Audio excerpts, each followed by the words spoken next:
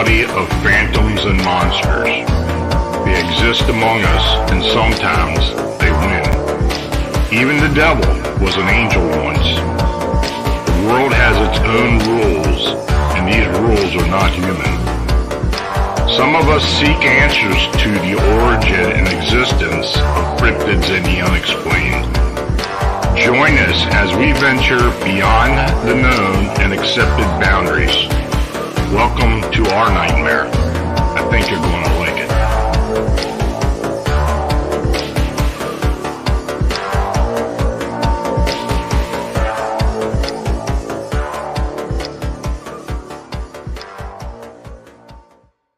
Hey folks, good evening and welcome to Phantoms and Monsters Radio, where we explore and discuss the unknown and the unexplained. I'm your host, Lon Strickler. Thanks for joining me.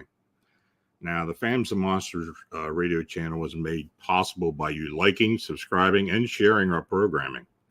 Super chat donations are essential for us to continue offering you our unique content, so your consideration is very much appreciated. So tonight's guest is Chad Lewis. Chad has traveled for the past 25 years, traveled the back roads of the world in search of the strange and unusual, from tracking vampires in Transylvania and searching for the elusive monster of Loch Ness to trailing the dangerous Tata Duende through remote villages of Belize and searching for ghosts in Ireland's haunted castle.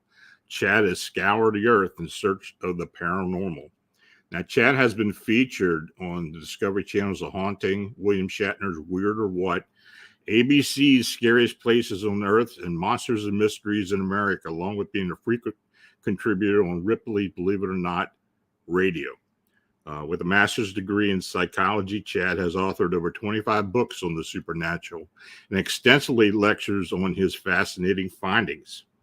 The more bizarre the legend, the more likely it is that you will find Chad there. So, Chad, thanks for joining me this evening. Hey, nice to be back on the show. Greetings from the Northwoods of Wisconsin. Yeah, wow, in Wisconsin, you're in a great place because there's lots of stuff to find in Wisconsin. It really is.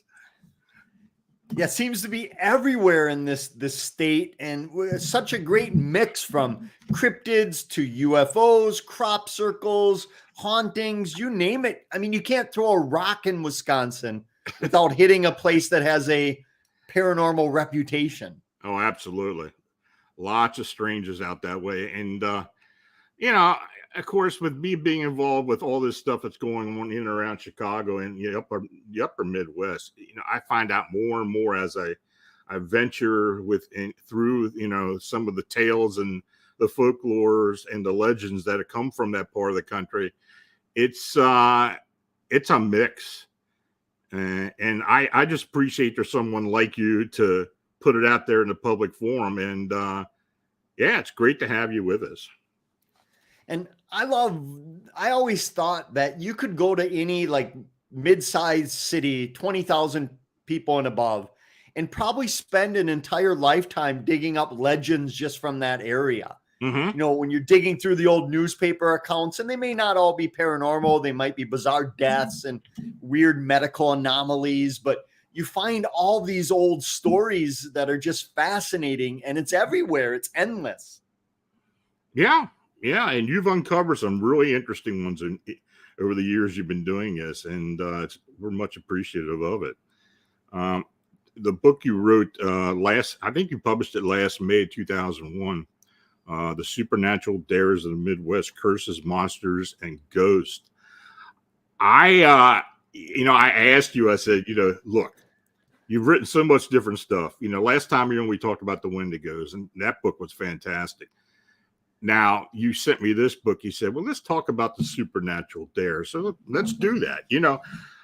After going through this book, the one thing I'm thinking is, there's three really creepy things about supernatural dares or legends and such in areas like the upper Midwest, but all over the country, is like bridges on country roads freak me out.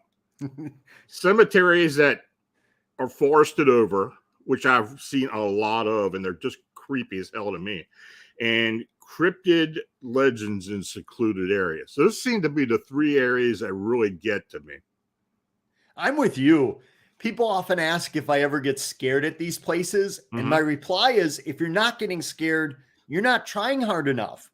That these places are creepy. And what I love about the dares is that most of the people that have engaged in them are probably not diehard paranormal enthusiasts.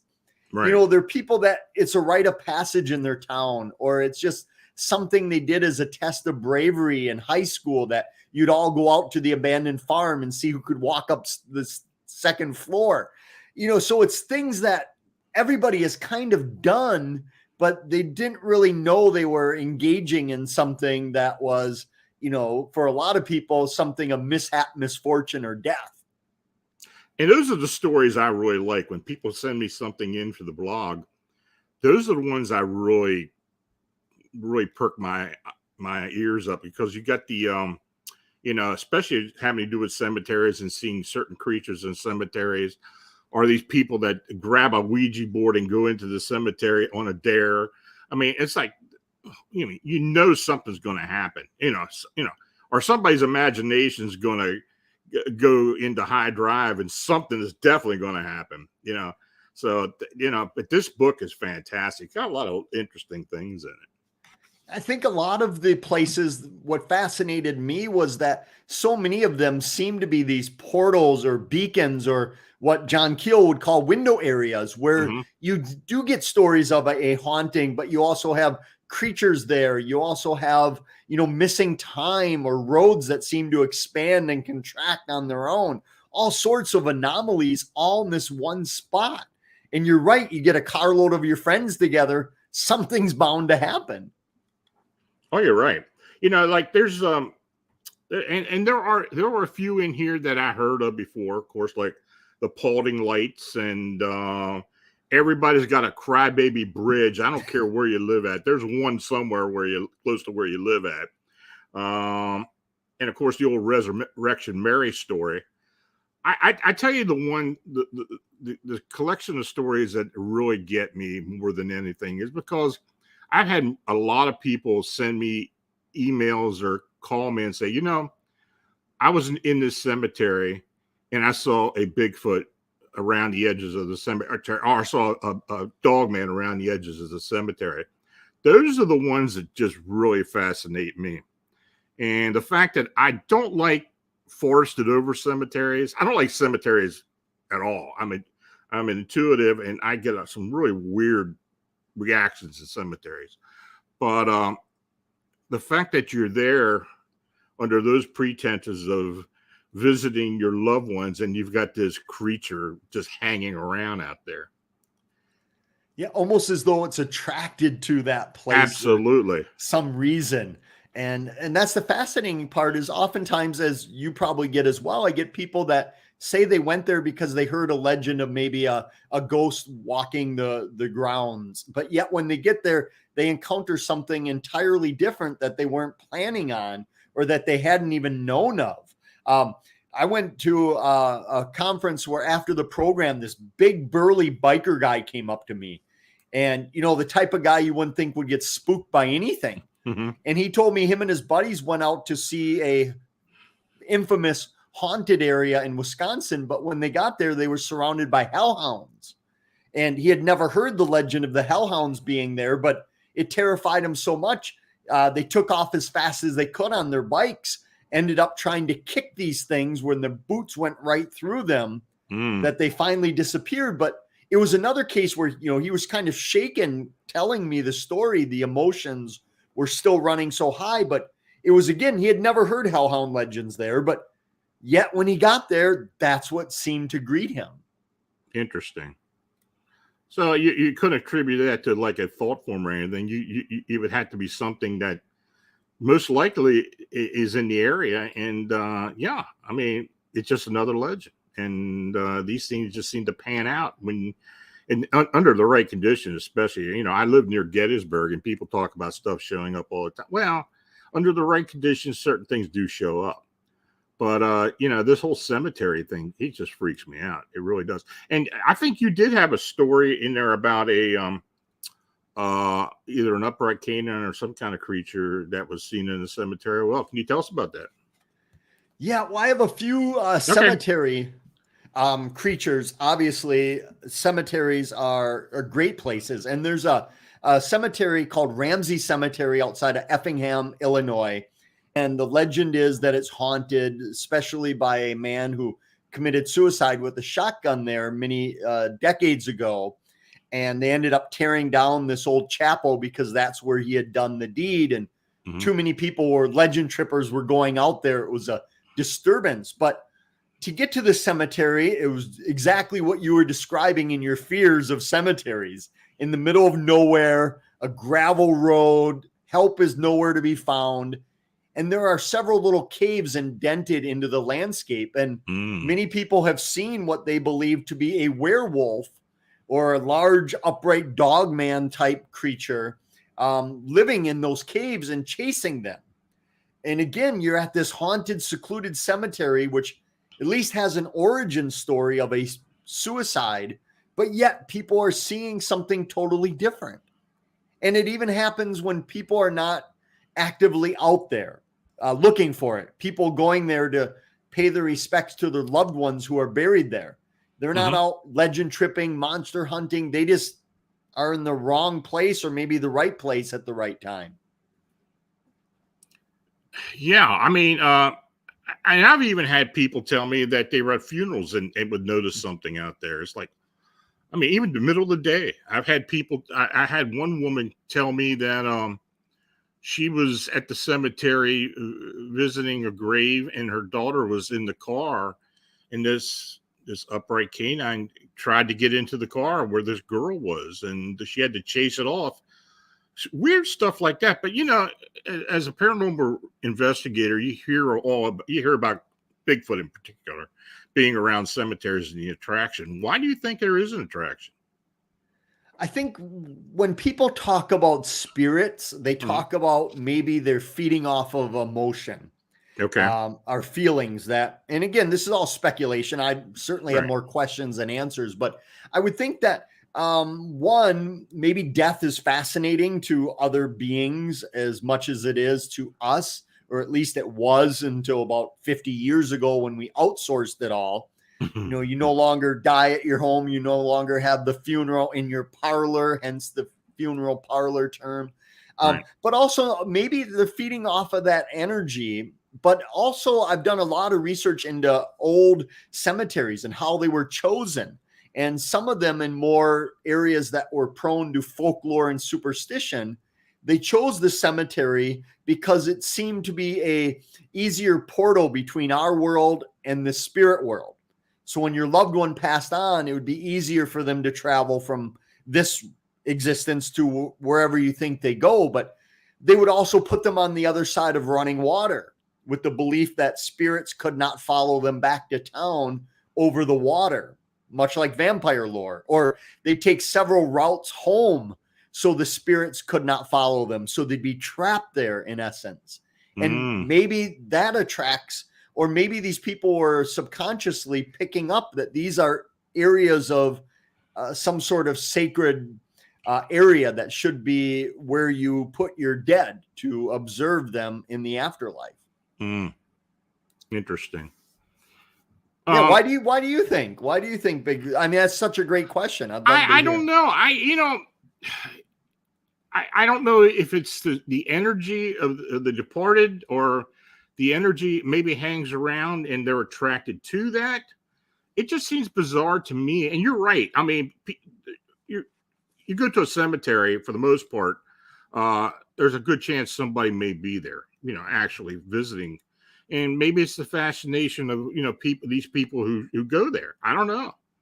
But it's always interested me why they do that. I think I've been involved with cases other than cemeteries where there would be spirit activity or energy, and these cryptids would show up. I'm involved with a case right now with dogman, upright canines in Ohio, where there's some very strong spirit activity involved as well.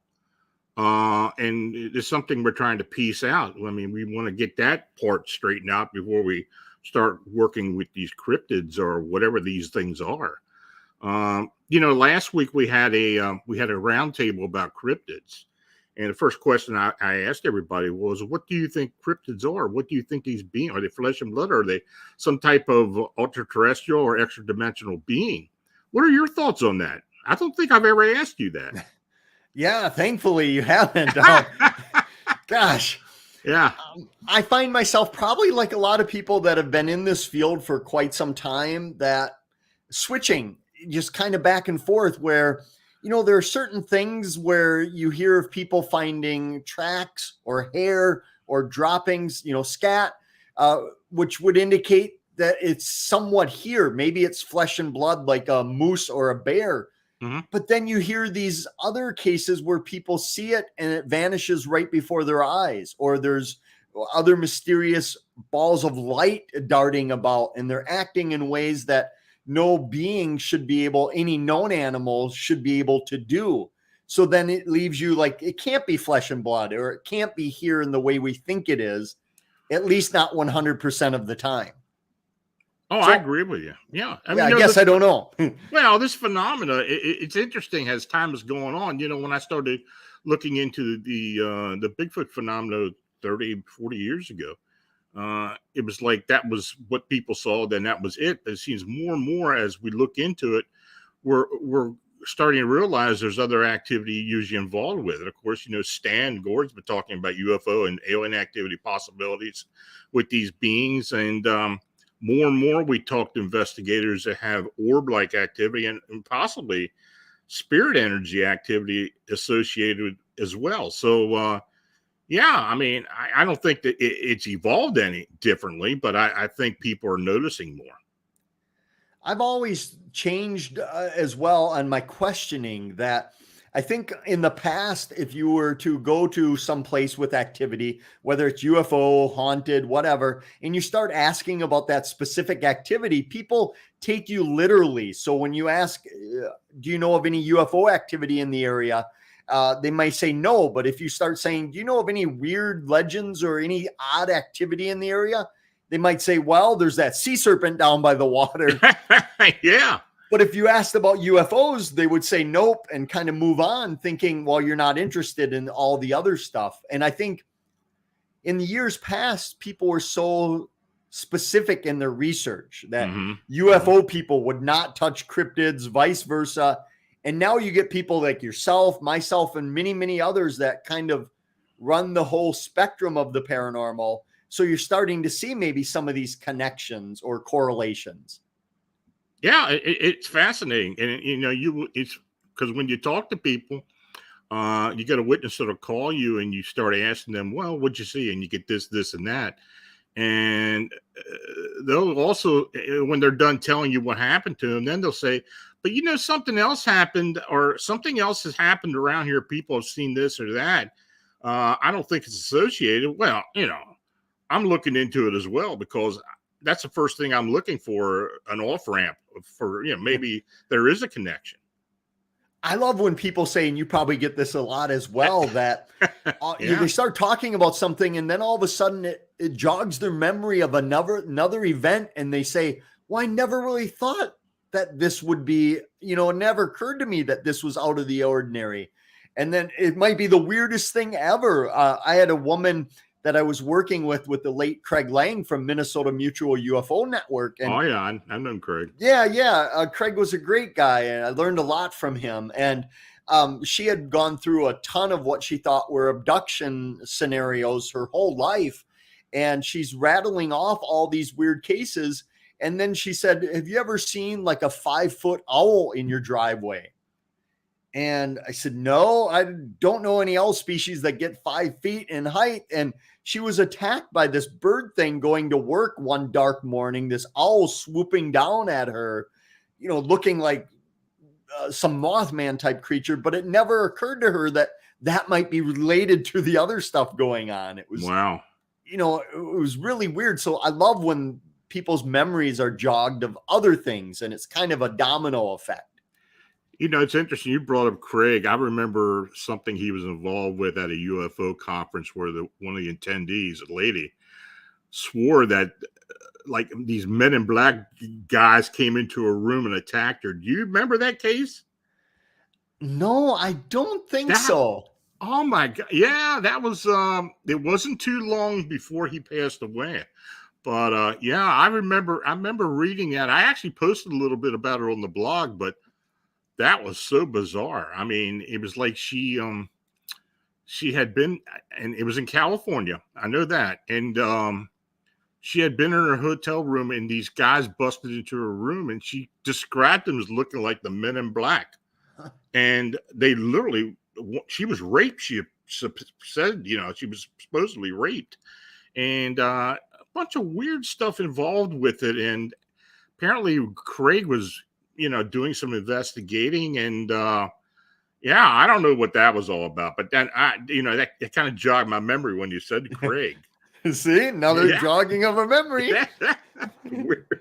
And I mean, with Craig too, we got to start looking at. It's amazing how many of these researchers die in odd scenarios. Where he was at a UFO conference, when he passed, and so that's another weird thing. Yeah, and you mentioned it in your tribute in your book to those legend trippers that had gone through and given their lives for what they believed and what they investigated.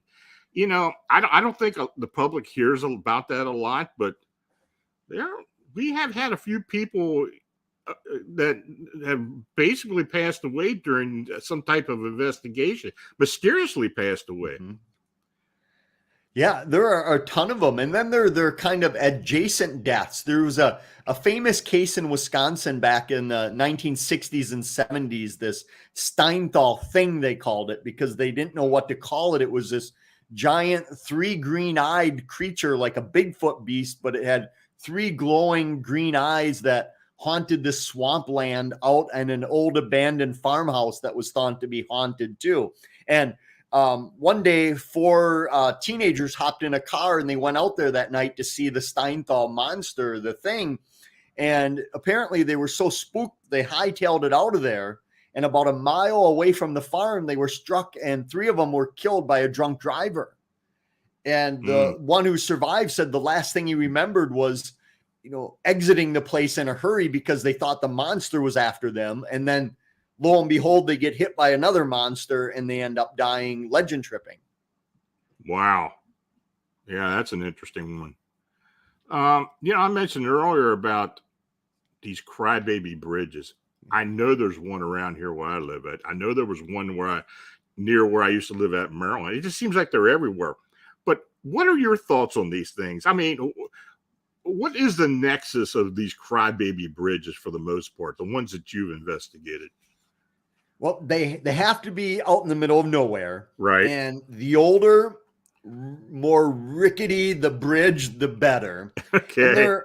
And sometimes they are associated with babies, usually drowning, but they can often incorporate children too. A busload of kids went off the bridge and they drowned and met their watery graves. Usually people died out there. There's one outside of in Iowa where a group of high school football players were being good Samaritans, helping someone push their stalled vehicle, and another car came behind and killed them, and now they haunt the area. So it's always some tragedy that is the origin of these legends. But when you go out there, you start to hear what people think is a baby crying or an infant.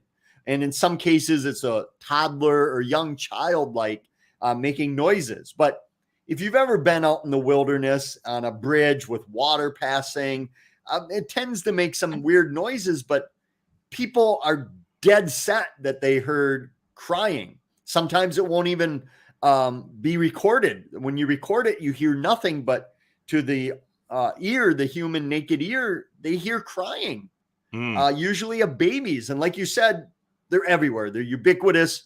Every town seems to have a Crybaby Bridge.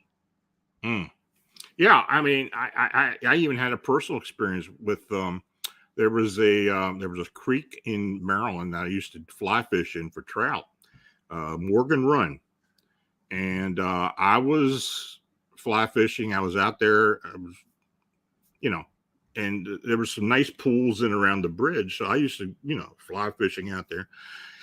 And one day, and it was during late afternoon, it was still light out, and this woman was standing up on the bridge above me. And she said hi to me, and she asked what, how I was doing, this and this and that. And she said, "Let me ask you something. Have you ever heard any weird sounds around here while you've been around the bridge?" And I said, "No." She said, "Well, you know about the story about the woman who threw her baby off this bridge, and the baby drowned right where you're fishing at." No, I never heard that story." "Oh yeah, they call this a Crybaby Bridge," and that's really the first time I heard that term.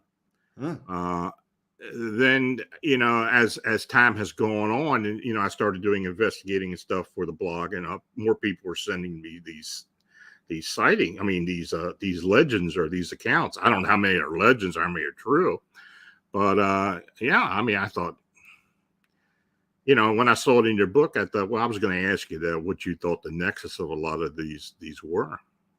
And they're different from La Llorona stories, where it's the same legend of a child dying, Exactly. but yet in those variations, it's the woman, patrolling the riverbanks, crying out for her lost child. Sometimes she's doing penance for murdering her children, but in the Crybaby Bridges, it's usually always the children. Not the parent that lost, or the parent that might be responsible for the death or the killing, but also just the children. Whereas La Llorona stories, it's the exact opposite side. Right. Fascinating how folklore works that way. Yeah, it is. It is. I mean, those La Llorona stories are really freaky. Yeah. Well, it's, you say, well, it's Hispanic legend and this and that, but I have talked to people in the past who said, "Oh no, this has happened, and we have seen this woman in white wailing for the death of her child, and this and that." And okay, well, And getting back to how these are never standalone things, when I was in Central America, I was looking for La Llorona down there, and one of their local legends of her was that she would appear alongside the riverbanks as a beautiful, gorgeous woman, try to lure men into the woods, where she would transform into this giant snake and devour them.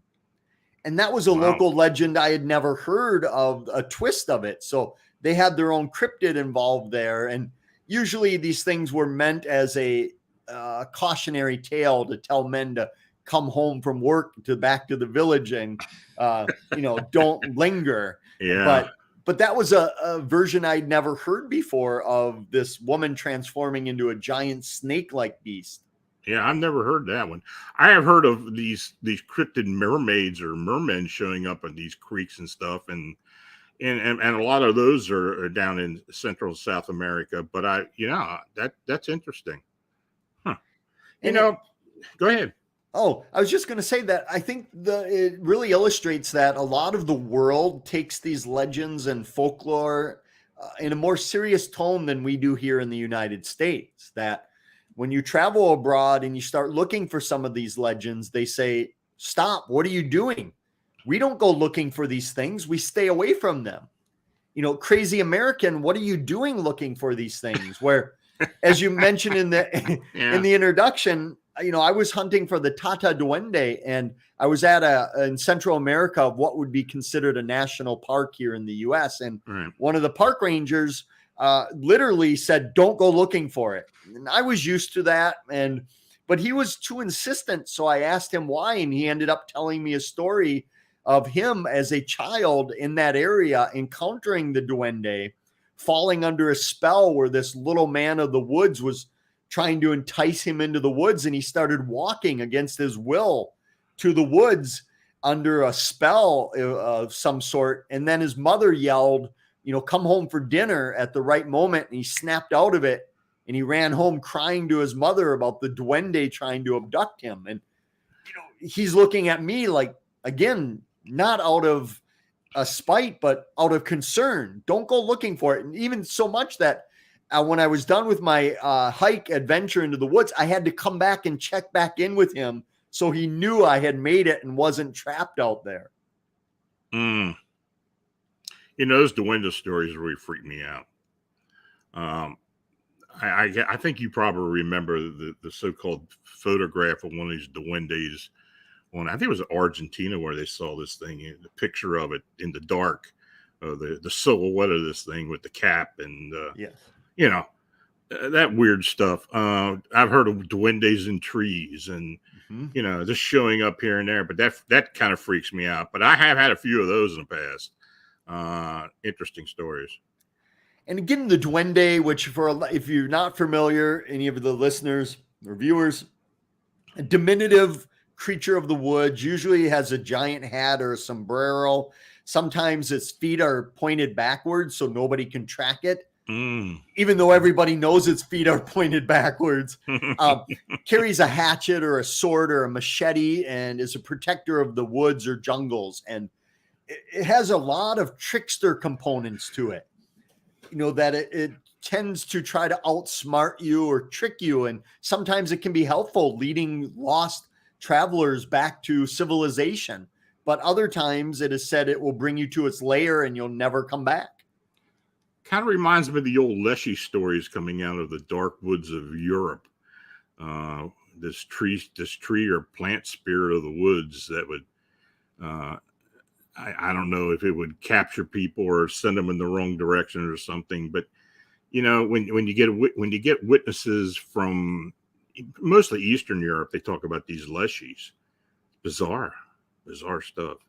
Yeah, and now we're getting into cultures and peoples all over the world in the old days when they weren't connected, all having similar stories and legends of similar creatures. And you and I talked about this with the Wendigo, of people all over Canada and the Great Lakes and on the eastern edge of the US, all believing in these similar creatures when, there was no internet where you could just Google these stories. There was no, you weren't out there putting these stories out for people. So you wonder, were all these people encountering different things or similar things? It seems too specific to be just random similarities. I just put a book out about these pale crawler humanoids and similar things to that. And of course, when you get people talking about Wendigo, and all kinds of people have different definitions of Wendigos. And of course, you have said in the past, in your book, about it being a cannibalistic type possession of a human. But we also get these, people compare them to these pale humanoids that are the memes or whatever they are. I don't know, but we do get a lot of those. We get a lot of those sightings. People call them rakes, flesh gates, this and that, and where they, what's the nexus of these things? Are we dealing with something that's, a new type of humanoid that, who knows? But how many of those do you get? Do you get a lot of those type of sightings as well? I do. I get quite a few where people, they don't put a title on it, or they don't specifically say it was this or that. They describe something. And what I'm fascinated by is that the legends and the descriptions I'm getting in modern times of what people believe is a Wendigo are much different than the original lore. But it makes sense that legends from 400 years ago are going to be different than today's legends, that perhaps not only folklore has progressed and morphed, but maybe the creatures or spirit, whatever they are, maybe they have adapted and progressed as well, that maybe that's what they do look like today. Maybe 400 years ago they didn't, but that's what we're dealing with today. Interesting. That's interesting. That's an interesting theory. Honestly, I don't even think I thought about that.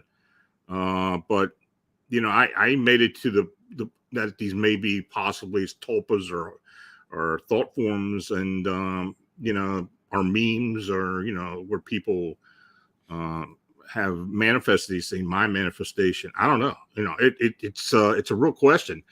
I mean, and the book itself is kind of put out there to where I let the reader kind of decide what they thought it was. I just gave them examples for the most part and gave a few theories, but this is just, people talk about the paranormal.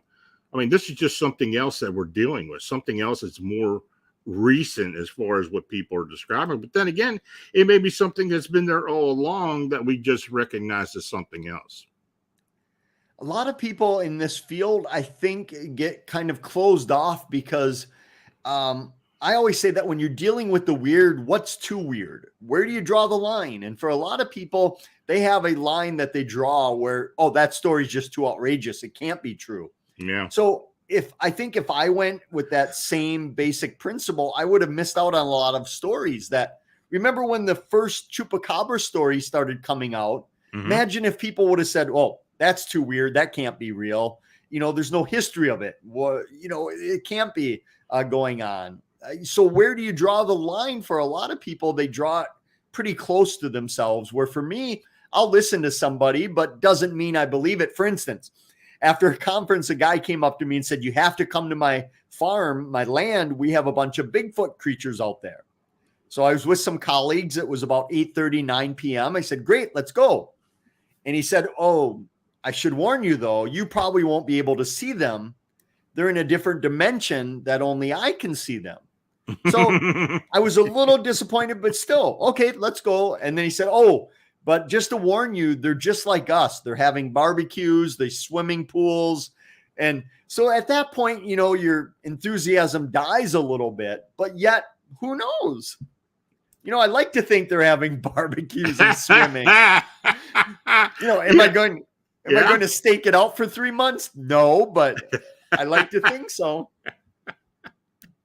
That's funny. I've had people tell me similar stuff, but not maybe not that off the cuff, but that's interesting. There's one phenomenon you wrote about in a book that that keeps coming back to me because I've had several people have seen this thing. That's the Paulding Lights. And I am going to preface this by telling you that I did have one encounter when these people went to see the Paulding Lights, and they were, I forget the name of the road. I forget what part of Michigan, Street Mar, or I forget the name of the town. But anyway, they saw the light, and it was in early evening. And as they were driving, they took a photograph somehow out of the back of the car, and this bright blue alien being was sitting in the back seat. I've got the photograph. And you're thinking, okay, now what does this have to do with the Paulding Lights? But, I have had other people who have experienced weird stuff as they were going to this location or at the location of those lights. What are the Paulding Lights to you? What do many people think they are? And what's the reason for all this weirdness? So just right over the Wisconsin border is Waters Meet. The Paulding Light, if you're familiar with spook lights, you'll be familiar with the Paulding Light. It's on an old railroad track power line area. So it goes down into a valley and then back up. And many people, and you're trying to set me up for hate mail here, and I'll tell you why, because I put on my website about the Paulding Light that the first time I went up there, what I saw were headlights coming from a nearby road with my telescope just before dark. That's what I saw.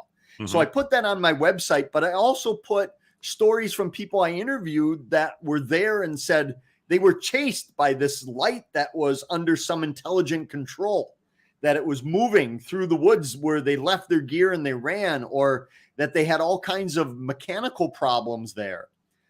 First time I was there with my colleague, Terry Fisk, he had driven us up in his brand new vehicle, and we were just leaving, made it into the downtown of the tiny town, and the police pulled him over and said, your lights aren't working. And he said, that's impossible. Brand new car working, but we got out with the officer and the lights were not working. And shut the car off, started up, worked perfectly. Never had the problem again. And I wrote all of this. So I just wrote both sides of it. And out of any other legend I ever investigated, I got more people contacting me saying, you don't know what you're talking about. The Paulding Lights are real. And they could be, but from what I saw the first time anyway, was not the Paulding Light. And then when you talk to people, they say, oh yeah, the Paulding Light, it changes in size, shape, and color and maneuvers around. And it's definitely something when you see it, you're not going to think headlights or taillights. Plus, the legend predates any vehicles being in the area. So you have that as well. Yeah, it's interesting. I mean, it seems like every time somebody writes me about this phenomenon, it's not about the actual light itself. It's about being in the area and strange things happening. A lot of time, I mean, I know of another one where this person saw an upright canine coming out of the woods as they were driving towards very near, and they could see it in the distance, but they saw this thing coming out of the woods nearby. So I don't know. It's just something. And you're right. People get really defensive about their local phenomena or something they're really into.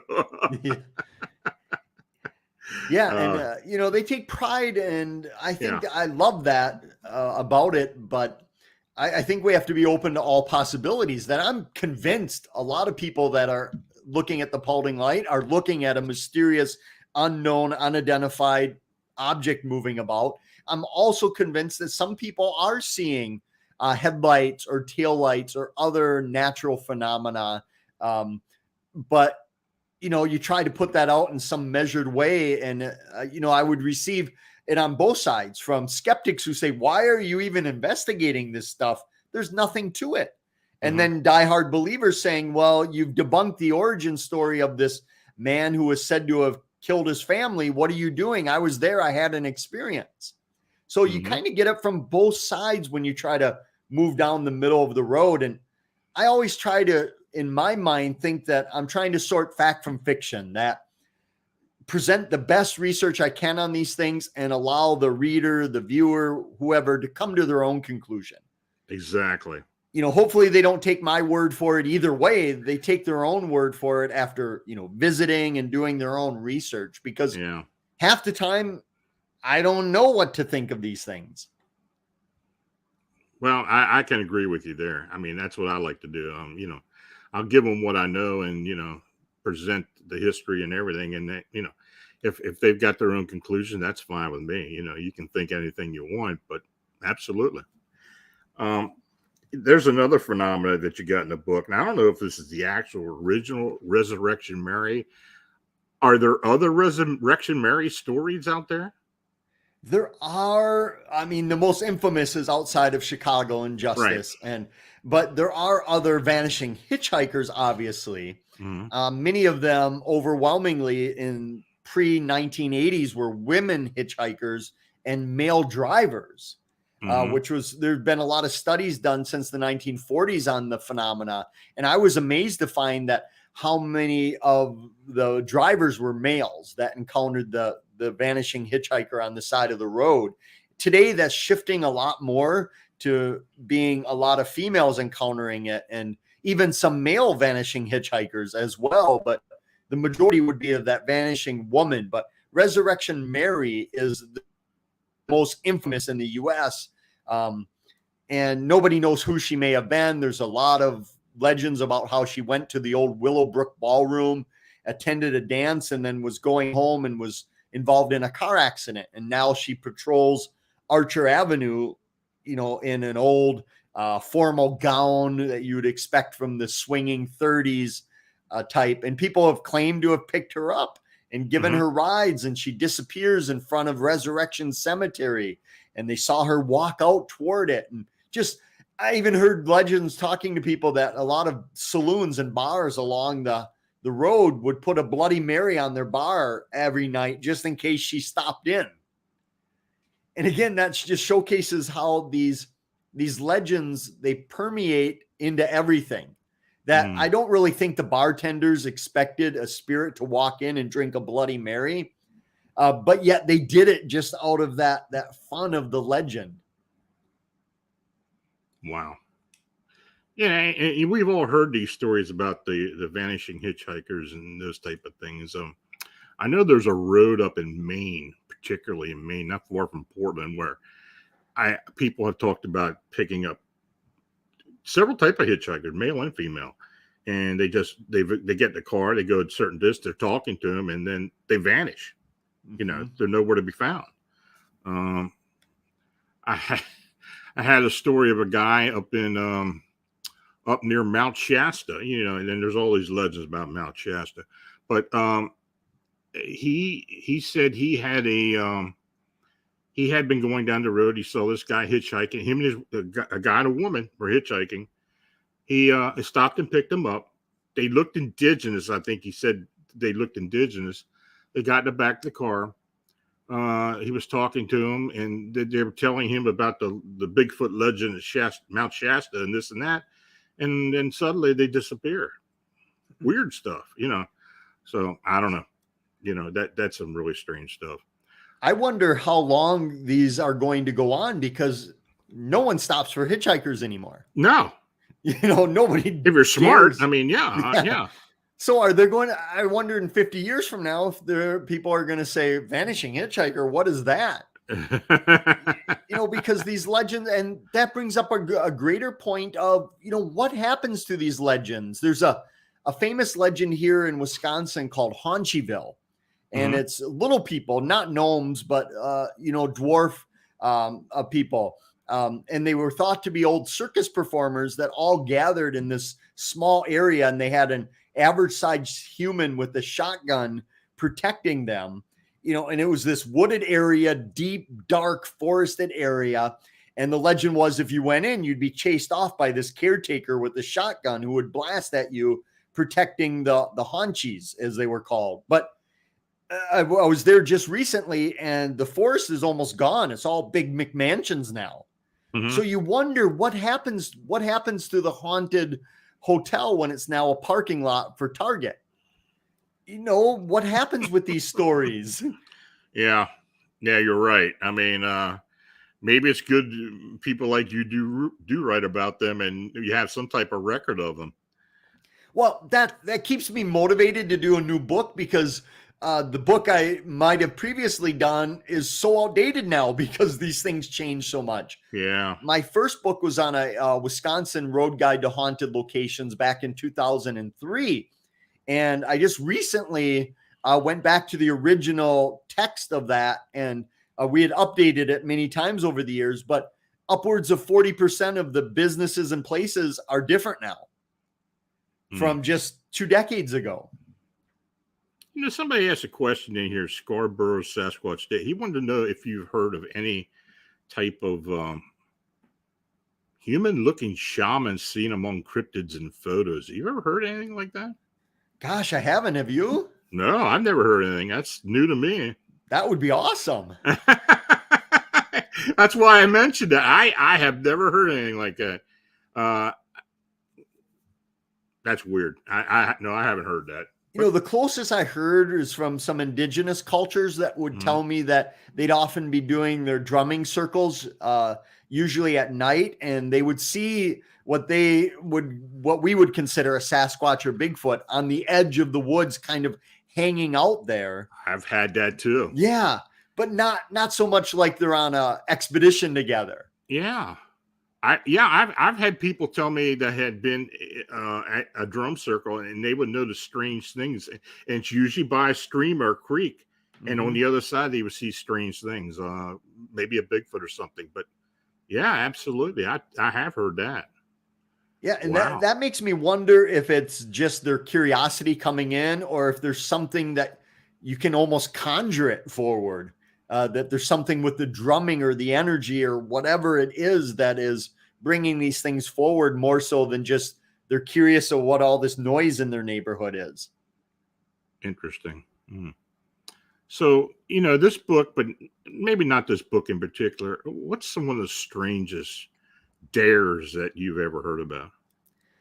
Well, I'm fascinating because a lot of the dares involve 3. You have to do things 3 times, either knock on a mausoleum 3 times and it will open, a demon-like creature will come out after you. I like some of the interesting ones where you have to do something very specific, not just Resurrection Mary. You drive down Archer Avenue and she will appear. That you have to do something. And there's a place in northern Wisconsin where it's thought to be haunted in Fifield by a woman who lost her children and herself when she tried to beat a train over a railroad track and she crashed. And like many other stories around the US, the children now push your car over the uphill over the railroad tracks so you don't suffer the same fate. But there's also a legend that right next to it are a series of wooded areas that if you grab a rock and throw it into the woods, that rock will be thrown right back at you by little gnome-like people, fairy folk, if you will. And that where that started and, how it was that you'd even start throwing rocks into the woods and yet have them thrown right back at you. Those are the stories I like. That Yeah. There's also down in Kewanee, Illinois, the legend of a deer man, part human, part deer. Depending on who you talk to, the top is human or the top is deer and the bottom vice versa. Mm-hmm. But the legend there is that if you see it more than once, if you see it on your third time, you'll die. And there was a fascinating newspaper article written several decades ago about a man who went out there and saw it 2 different times. And then he moved away so he'd never see it the third time, because he didn't want to die. But it took 3 times for this cryptid to keep track of how many times you spotted it in order for bad luck to happen. And that happens quite a bit where a lot of these dares are said that you have to go there 3 times in order for something to actually occur. Wow.